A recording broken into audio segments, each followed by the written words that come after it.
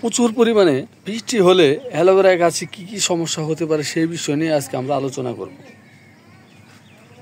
প্রথমে আমি বলে দিচ্ছি, আপনার বাড়িতে যদি অ্যালোভেরা গাছ থাকে তাহলে গাছটি আপনারা এমন একটি স্থানে রাখুন যেখানে কোনো ধরনের বৃষ্টি না পড়ে।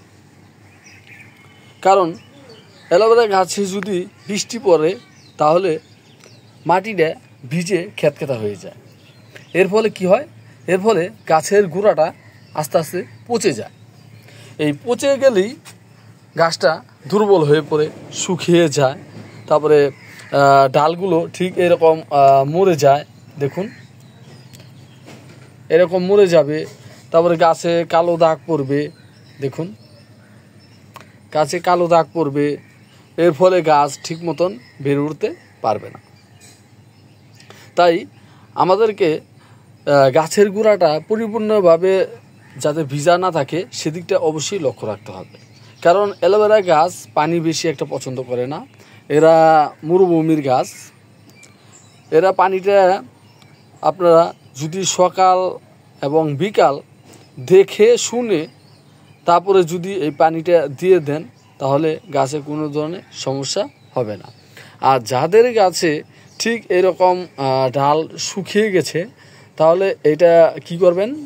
কারণ এটা যদি শুকনো অবস্থায় যদি থাকে তাহলে আস্তে আস্তে ডালটা ঠিক এভাবে শুকিয়ে শুকিয়ে নিচে চলে আসবে। তাই আমরা কি করব? এখান থেকে এটাকে আমরা ভেঙে দেব। এই দেখুন ভেঙে দিয়েছি।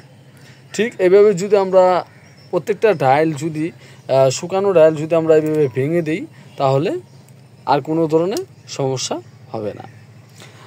আর এখানে যে কালো দাগগুলো পড়েছে আপনারা লক্ষ্য করুন।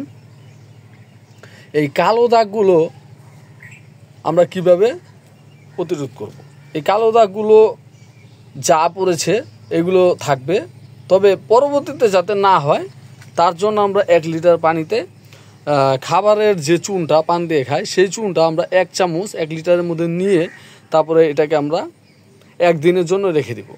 রেখে দেওয়ার পর সেই পানিটা আমরা গাছে পরিপূর্ণভাবে স্প্রে করে দেব। তারপরে দেখবেন যে অ্যালোভেরা গাছে কালো দাগগুলো আর হবে না।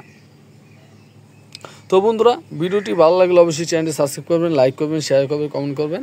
এই বলে বন্ধুরা আজকের মতন আমি বিদায় নিচ্ছি।